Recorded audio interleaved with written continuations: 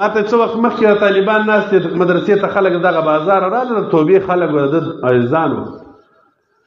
وایي موږ شریعت په ورسره جنجال دي یپلا خو بې وخته راغلل زما پر دې خوا ورسره به رسول ما چې کوم وخت ورښولی و هغه وخت نه ورغلی اخیر دی چې پر وخت باندې راغلل دویم بې وخته چې راغلل اول مې ورته ویله مال وروره شریعت صدري نه ده چې تا په ځان باندې وکتل که نه و جوړه غورځی دا د الله کتاب دی د الله د حبیب علیه السلام اقوال دي وروره که منکر سولې کافر یې ایمان در څه پاتېږي اوس لا د شریعت پر ځای باندې د هغسې عامه صلح وکړه خبره خلاصه ده که شریعت وسو بیا د انکار وکړي بیا کافر کېږي وایي نه هغه حاجي صاحب وایي د رات چا مخکې نارې ډېرې ده ویلې زه شریعت کوم شریعت فیصله چې مې ور وکړل هغه حاجي صاحب انکار سو وایي زه نه منم نو زه مجبور اوسم یو لرګی مې راواخېستې لرګی مې ورته ونیو تا ته ما ونه ویله چې ځان مه کافر کوه په ابتدا کې مې درته ډېر خلک راځي هر سړی چې راځي زه ورته خلکو د شریعت سکوټو صدري جوړه کړې ده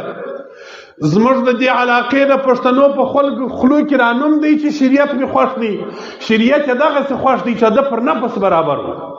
د ده پر طبیعت برابر و یا پلاراسې زما څه پوښتنې وکړي مولوي صاحب دا مسله په شریعت کې څنګه د دعوه مې ده چې زه ورته بیان کړم که د طبیعت برابره وه نو خلک راکشي وی راځي پر دغه ملا اخلاص وو ته اوس د ځانه سره خپل فکر کوه بس هر سړی یې وکړي چې ستا د نفس د خواهشاتو او د محمد رسول الله صلی الله علیه وسلم د سنت مقابله رالل تا خپل نفس شاته کوي د نبی علیه السلام سنت دې پر ځان عملي کوي ته رښتیاګو د رسول الله عاشق یې ستا دپاره بیا هغه زیری شته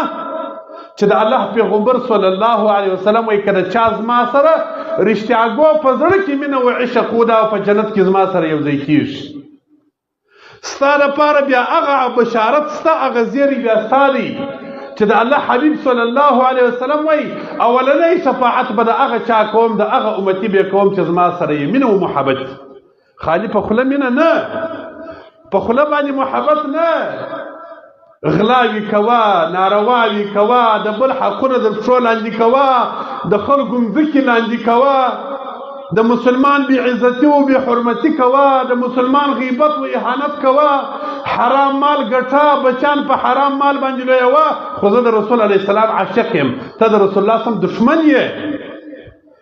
ستا د رسول الله صلی الله علیه وسلم سره مینه و عشق هغه وخت دی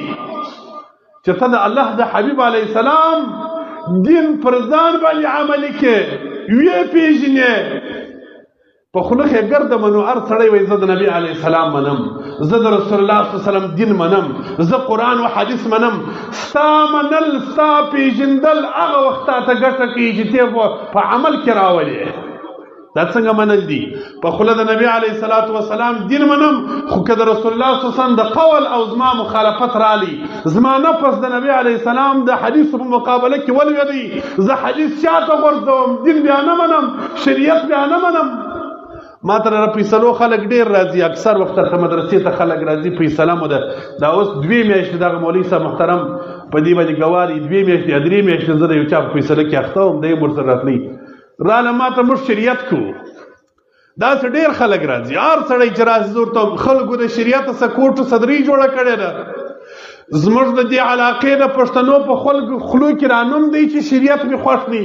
شریعت یې دغسې خوښ دی چې د پر نفس برابر و د ده پر طبیعت برابر و یا پلاراسې زما څه پوښتنې وکړي مولوي صاحب دا مسله په شریعت کې څنګه د دعوه مې ده چې زه ورته بیان کړم که د طبیعت برابره وه نو خلک راکشي وی راځي پر دغه ملا اخلاص وو ما ته څه وخت مخکې طالبان ناست مدرسې ته خلک دغه بازار راغله د توبې خلک د عزیزانو وایي موږ شریعت په ورسره جنجال دي یپلا خو بې وخته راغلل زما پر دې خوا ورسره به رسول ما چې کوم وخت ورښولی و هغه وخت نه ورغلی اخیر دی چې پر وخت باندې راغلل دویم بې وخته چې راغلل اول مې ورته ویله مال وروره شریعت صدري نه ده چې تا په ځان باندې وکتل که نه و جوړه غورځی دا د الله کتاب دی د الله د حبیب علیه السلام اقوال دي وروره که منکر سولې کافر یې ایمان در څه پاتېږي اوس لا د شریعت پر ځای باندې د هغسې عامه صلح وکړه خبره خلاصه ده که شریعت وسو بیا د انکار وکړي بیا کافر کېږي وایي نه هغه حاجي صاحب وایي د رات چا مخکې نارې ډېرې ده ویلې زه شریعت کوم شریعت فیصله چې مې ور وکړل هغه حاجي صاحب انکار سو وایي زه نه منم نو زه مجبور اوسم یو لرګی مې راواخېستې لرګی مې ورته ونیو تا ته ما ونه ویله چې ځان مه کافر کوه په ابتدا کې مې درته ویل زموږ خلک دغسې دغه عام خلکو ته وایم خوا به نه سره به د وګر د سره پېژنو موږ د دغه وطن او د دغه علاقې خلک یو په مجلسو کې سره کښېنو په جوړو صلح و روغو کې سره کښېنو په عامو ډوډیانو په ودو کې سره حاضرېږو د خدای دین مو هغه وخت خوښ دی چې زما په زړه او زما پر طبیعت برابر و که زما پر نفس او پر طبیعت نه برابرېږي بیا د خدای دین نه خوښوي خلک بیا خلک خپل د نفس په تقاضا پسې رواني ستا ایمان نه دی ایمان ستا ایمان عاجز صاحب ځوان ملک صاحب ملا صاحب طالب آغا صاحب ګلو ته وایم ستا ایمان هغه وخت ایمان دی چې د الله د رسول صلی الله علیه وسلم قول رالی خپل نفس دې شاته وغورځوي ته د صحابه کرامو تاریخ وګوره د صحابو څونه مقام دي دا ولې دا د رسول الله سم کامل محبین و کامل عاشقان د نبی علیه السلام و هیڅ یوه ذره د رسول الله صلی الله علیه وسلم په عشق او محبت کې بل څوک نه خوښول په مقابله کې یو صحابي ناست دی د چرګ غوښې نه خوري ابو موسی اشعري صاحب بل صحابي دی وایي راسه ډوډۍ در واخله وایي زما د چرګه سبد کېږي چرګ مې پر مردارۍ لیدلی دي پر انبار ګرځېدي هغه وایي خو رسول الله صلی الله علیه وسلم د چرګ غوښې خوړلې استغفار یې ووایه راولاړ سو د چرګ غوښې ته کښېنه تر مرګه یې بیا چرګ خوړل دا به نه وای چې زما پر طبیعت نه ده جوړه که نبي علیه السلام خوړلي دي که نه چې د الله د حبیب علیه السلام خبره به صحابو ته رالل سبحان الله سبحان الله بیا به دا ورځ په شپه سوی وای خو دا صحابي به د نبي علیه السلام قول عمل نه پرېښوي اولاد یې پرېښوي حضرت عبدالله بن عمر صاحب در مرګه پورې د خپل زوی سره خبرې نه وکړلې مړ کېدی ورسره خوابت یو د یوه حدیث یوه سنت په خاطر باندې اولاد یې پرېښوي پلار یې پرېښوي مال یې پرېښوي دنیا قریبان یې ورته پرېښوله تاسو د صحابو تاریخ وګورئ بلال حبشي له کوم ځای راغلی دي سلمان فارسي د کوم ځای راغلی دي دا د کوم ځایو څخه دا صحابه مبارکان راغلي دي د کومو قومو دي پلرونه یې چیرې وه کاګانې چیرې وه خو د الله پر دین یې هر څه پرېښول ای مسلمانه ستا ایمانداري هغه وخت ده چې د نبي علیه السلام کامله اتباع وکړي چې یو چا درته ویله چې دا حدیث دی دا د رسول الله صلی الله علیه وسلم قول دی زموږ د امت علماو قبول کړی دي مجتهدینو پر هغه حدیث عمل کړی دی که دې سر ورته ټیټ کړي د الله د حبیب علیه السلام قول ته دې توجه وکړله ستا ایمان ښکاره یو صحابي مبارک دی خریم ابو داود شریف کې حدیث راځي څڼې غټې څڼې جوړې کړي دي در دا اوږو کښته دي پایڅې یې ګرد عمر کښته در دا بجلکو لاندې پایڅې زړېږي یو بل صحابیه د نبی علیه السلام په مخ کې نوم یاد کړي وایي خریم صاحب نبی علیه السلام وایي ډېر ښه سړی دی خو دوه غلط عادات لري دا څڼې دونه قدر غټېدل نه دي ښه چې در اوږو راکښته شي دا پایڅې په پښو کې کښته دي د نارینه به پایڅې رالوړي صحابه ورغلل خریم ته ویل وایي نبی علیه السلام دا وویله متصل یې کور ته وځغستله څڼې دلته پرې کړل دي اوږو سره پایڅې در مرګه بیا چا کښته نه دي لیدلي په حدیثو عمل و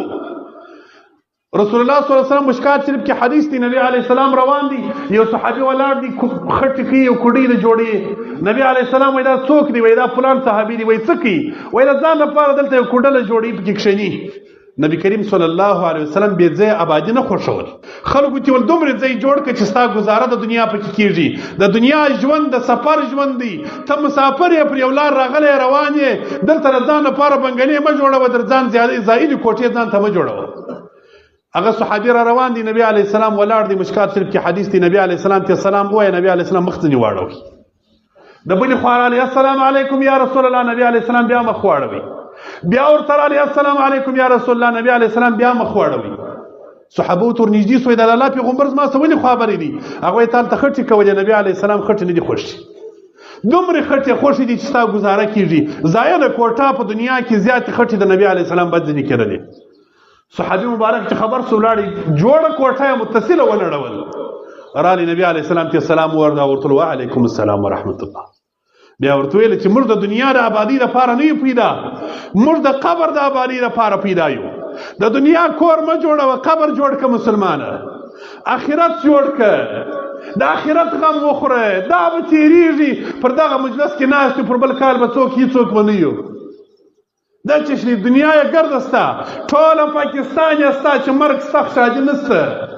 مرګ یاد ولره د آخرت یاد وکړي وروره نو د رسول الله صلی الله علیه وسلم اتباع وکړي